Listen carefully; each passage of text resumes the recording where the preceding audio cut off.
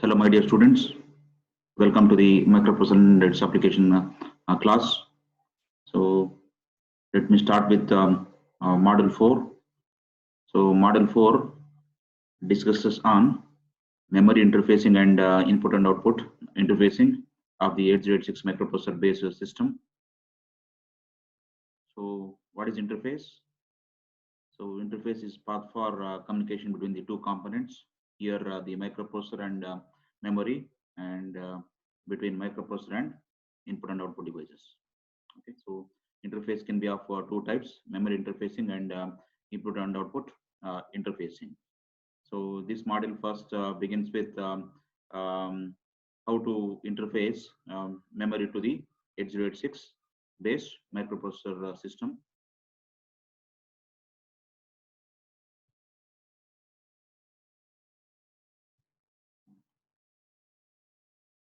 So memory interfacing in 8086. So what is memory interfacing circuit? Memory interfacing circuit is used to access memory quite frequently in order to read or write instruction or data stored in the memory.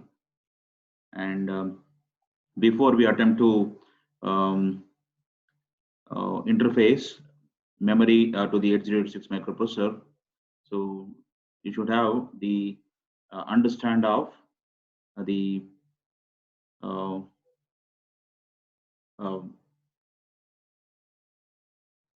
operation components of the memory. So let us know the fundamentals of memory first. So every microprocessor based system has a memory system. As you know that the computer process information stored in the memory. So memory is where the instruction and data are stored. So almost all systems contain two main types of memory: read-only memory and random access memory. So read-only memory contains the system data and the that is permanent system data and the system software, whereas random access memory contains the temporary data or the application software.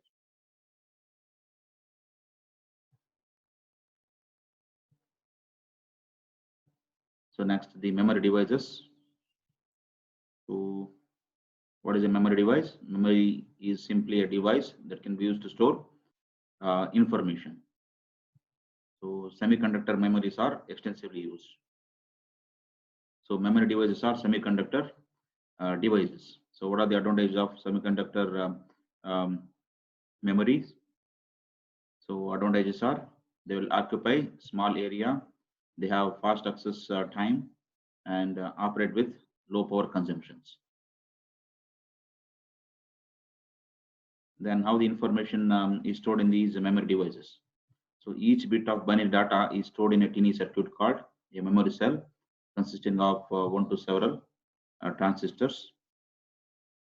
So that is, memory is simply a rectangular array of memory cells or memory locations. So at each location or memory cell, a bit of binary data is stored. Then how do you express the memory capacity? The number of bits that a semiconductor memory chip can store is called a chip capacity. So the number of bits that a memory contain is called the memory capacity. And the memory capacity is expressed in bits or bytes. And what is the structure of the memory or memory organization? So what do you mean by memory organization? So memory organization is the number of memory locations within a memory, and that depends upon the address pins available on the memory device. Okay, so if there are n address pins, then there are 2 to the power of n memory locations. So each memory chip contains 2 to the power of n locations, where n is the number of address pins on the chip, and each location contains m bits, where m is the number of data pins on the chip. So the entire chip will contain 2 to the power of n cross m bits.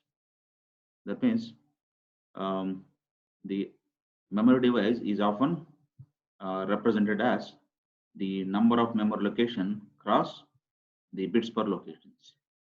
Okay, so number of memory location is 2 to the power of n cross the bits per location is m bits. Okay, so n indicates the address pins and m indicates the data pins. So for example, a memory device with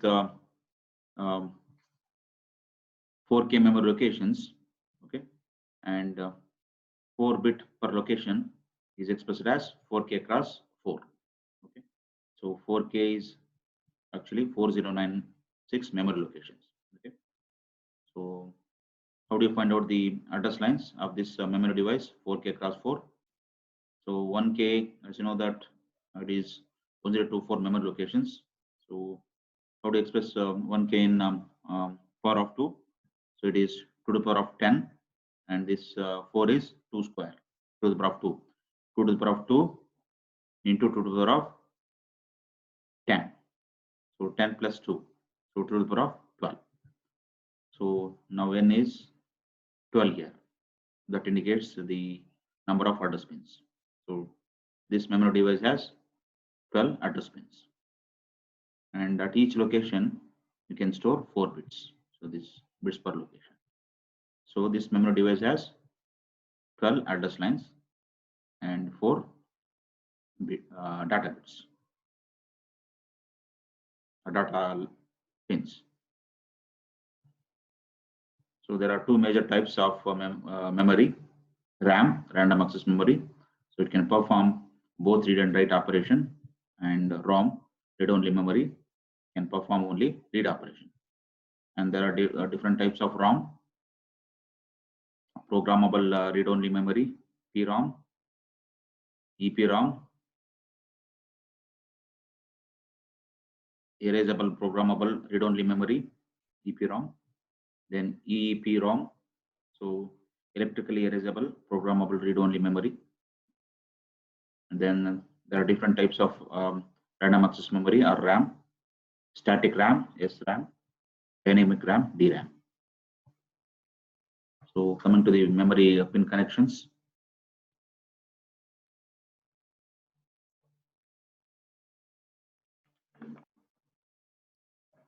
So pin connections common to all the memory devices are address connections. Okay, so if you observe the diagram now, so the pins common to all the memory are address connections. Then we have the data connections. Then we have the selection connections. Then we have the control connections. Okay, so these are the 4 different pin connections available on all the memory devices. Okay. First, the address connections. All memory devices have address inputs that select a memory location. Okay, and they are labeled as A0 to AN. So here, so this diagram shows ROM and RAM generic memory device. Okay, so they are labeled, address inputs are pins are labeled A0 to AN. Okay, where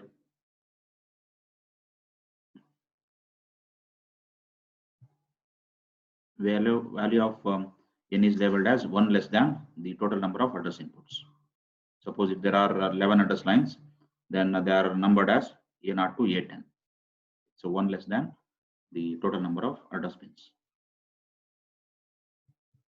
So the number of address pins is related to the number of memory locations. That means the number of address pins determine the number of memory locations. Say for example, a 2K memory device. Okay, it has 11 address lines.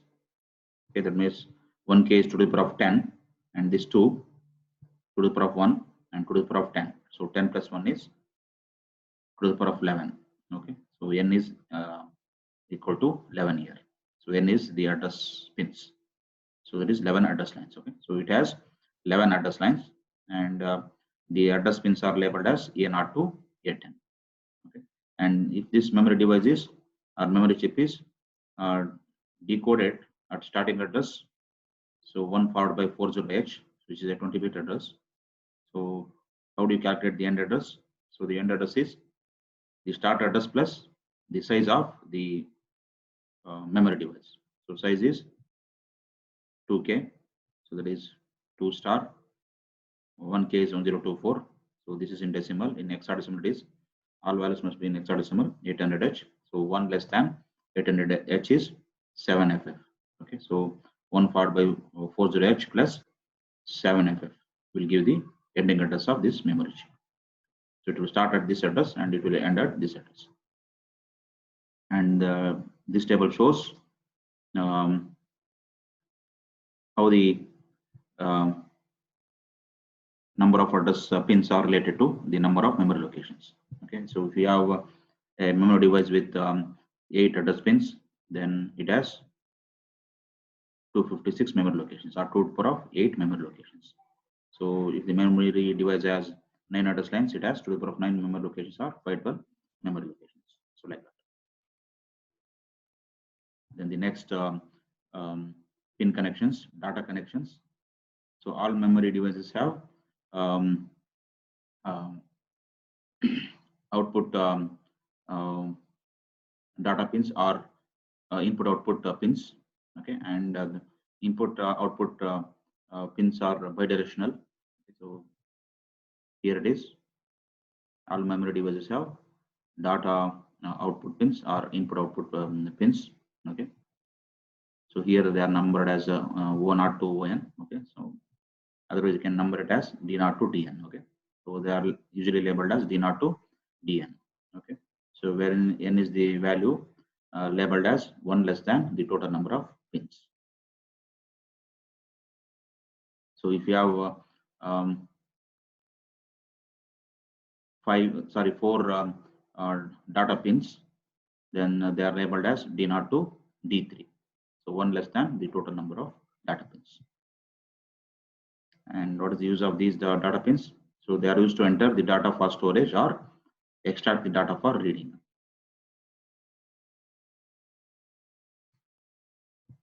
The number of data pins is related to the size of the memory location. So here's an example. An 8-bit wide memory device has 8 data pins labeled D0 through D7. So memory devices are defined by memory locations times bits per locations. So examples: 1K cross 8, 16K cross 1, 64K cross 4. So here 1K indicates the number of memory locations and 8 indicates the bits per locations, the number of bits that can be stored in each location. Then the next set of connections, selection connections. So all memory devices have a select input that selects or enables memory devices. Okay, and this selection input is often called chip select or chip enable select, that is CS bar or CE bar. If you observe here, this is CS bar. Okay, it is sometimes called as chip select or chip enable. Okay, if you observe the bubble here, it is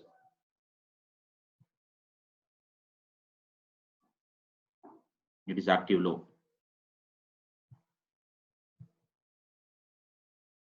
If this chip select is active, that is, if it is at logic 0, then it performs a read or write operation. That means this memory device is selected for read or write operation. Then next set of pin connections, control connections. So all memory devices have some form of control input or inputs. Okay, so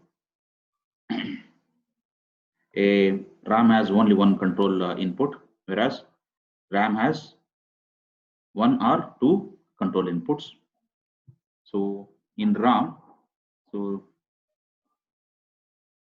this type of control input is often called output enable OE bar or gate G bar. Okay, you observe here the diagram. So OE bar. Okay, so this enables to perform read operations. Okay, because ROMs are read-only memory, so you cannot write anything into it. Okay, you can only read from it. Okay, for RAM, if there is only one control input, okay, so then this control input is called as read write, that is R/W bar. Okay, so if the RAM has two control input, so it is often called as write enable WR bar and read enable OE bar. You can see here OE bar and W bar. Okay, if the RAM has two control inputs, OE bar and W bar. Okay, so W bar is for memory write, and this OE bar is for memory read.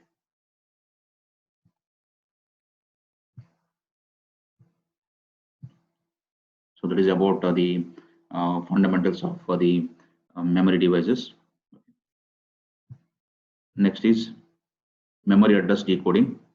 So what is address decoding and why this address decoding is necessary while interfacing memory to the 8086 microprocessor? So in order to attach a memory device to the microprocessor, it is necessary to decode the address sent from the microprocessor. So decoding makes the memory function at a unique section or partition of the memory map. Without an address decoder, only one memory device can be connected to a microprocessor, which would make it virtually useless. So the processor can usually address a memory space that is much larger than the memory space covered by an individual memory chip. So memory devices interface are usually have small storage capacity.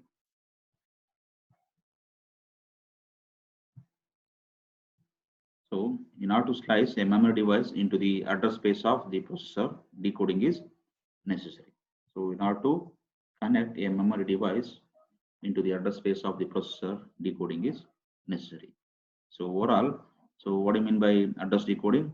So address decoding refers to the way the 8086 microprocessor decodes the address on the address bus to select the memory locations on one or more memory devices.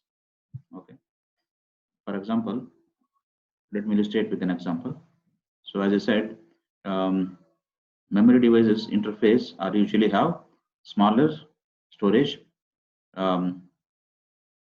capacity.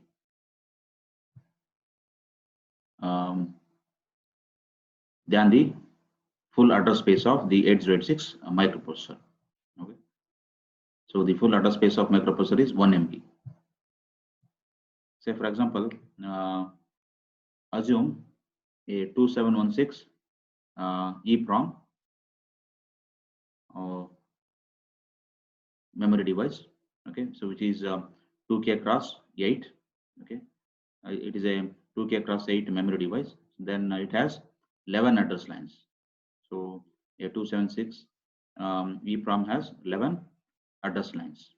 Okay, so when this memory device having 11 address line is interfaced with 8086 microprocessor with 20 address pins, okay, because the 8086 microprocessor has 20 address pins, then obviously there will be a mismatch in the address pins. So memory device has 11 address lines, whereas the 8086 microprocessor has 20 address lines. So there is a mismatch of the address lines that must be corrected. Okay.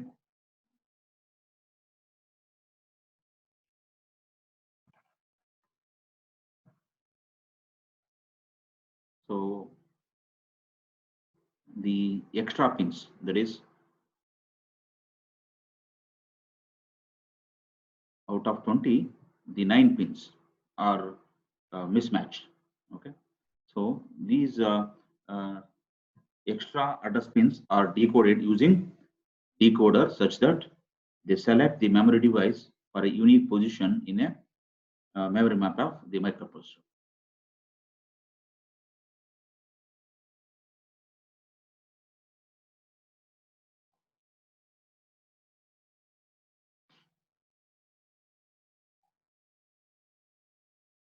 Then how do you decode a memory device? Okay. There are various decoders available. The first one is using NAND gate decoder. Okay, so a single NAND gate can be used to decode the memory address. Okay. So in this single NAND gate, so the input of the NAND gate can be connected on the address lines either directly or using um, inverter circuit according to the required memory map. Okay. So this disadvantage of this NAND gate decoder is that too many NAND gates are required for memory system. So this increases the cost. Okay. So this figure shows the memory map of a memory chip. There is a 2716, which is 2K x 8 memory device. Okay. And the NAND gate decoder circuit.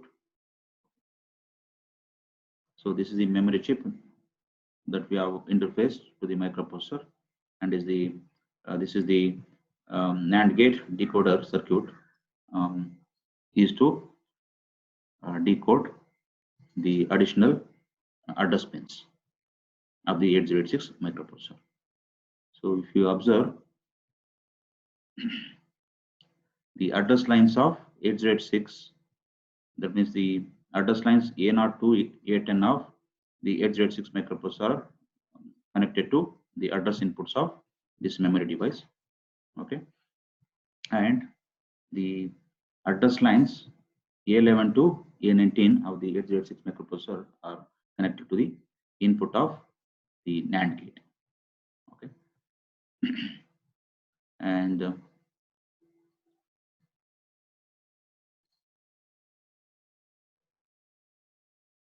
if the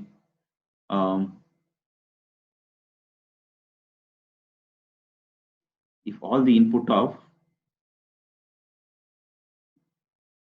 the NAND gates are at 1, then the output of the NAND gate is 0. That means it is at logic 0. So when it is at logic 0, it will select the EEPROM memory device. Okay.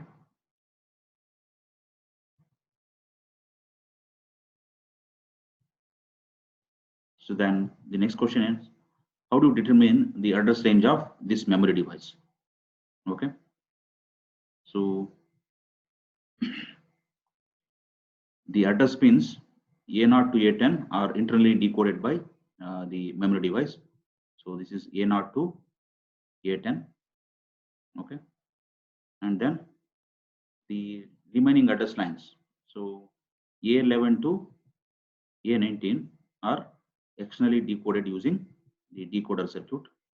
Okay. And so in order to determine the address range of this memory device, okay, to form a 20-bit address, okay, the leftmost 9 bits are written as ones. Okay.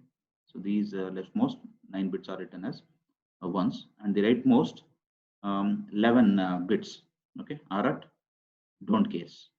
So don't care means X it is. So it can be a logic 0 or a logic 1. So whichever is applicable. Okay.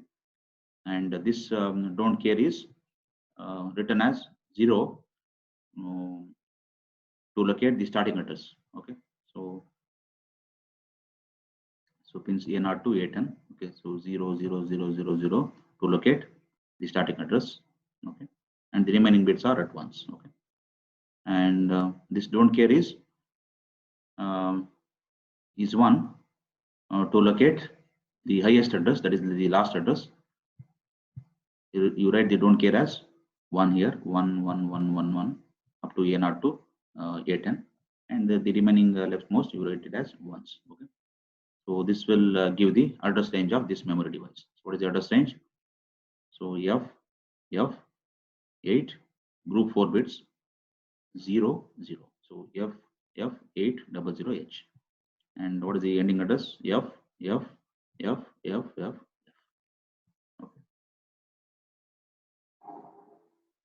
So this is how a single memory device, EEPROM device, memory device is interfaced with the microprocessor using a NAND gate decoder.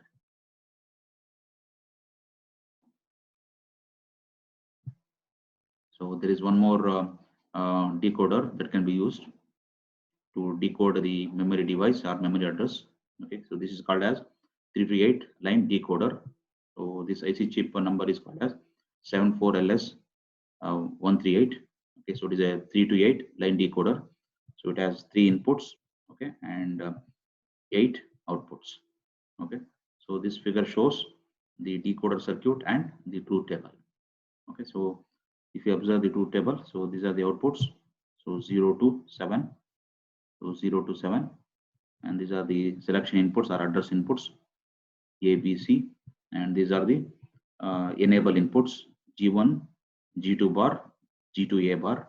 So G1, G2 bar, G2B bar, G2A bar.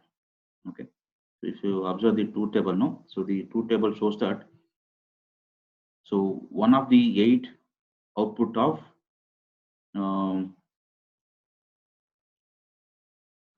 one of the 8 output of the decoder goes low at any time. Okay, so only one of the 8 output of the decoder goes low at any time. Okay, so if you observe here at any time, so if the output 0 is at 0, then this output pin is selected. Okay,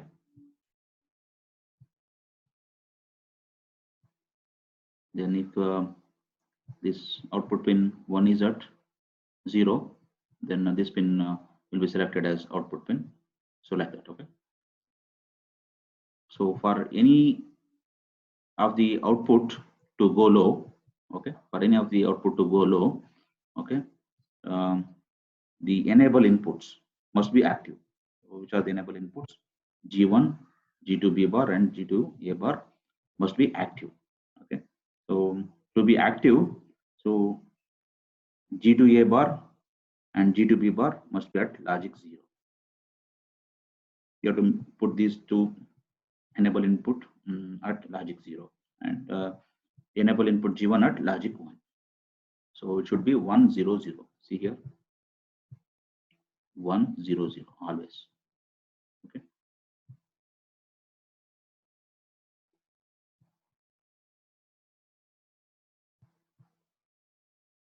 Then the address inputs ABC select which output should go low. So if it is 0 0 0, the ABC input is 0 0 0, then the first output will go low. If ABC is 0 0 0 1, then the second output will go low. So like that. Okay. So which in turn you can connect these two chip select signal of the memory device in order to select the memory device, in order to select or enable memory device for read or write operation. Okay, and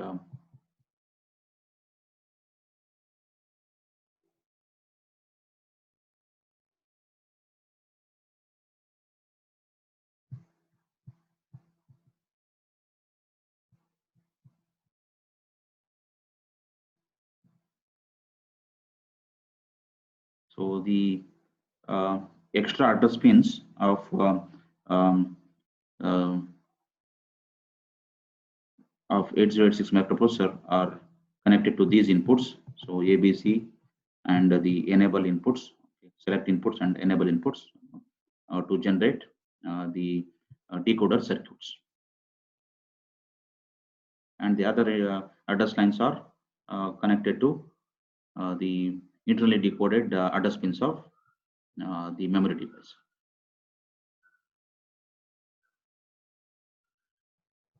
Okay, that's it for the today's class. Thanks for watching.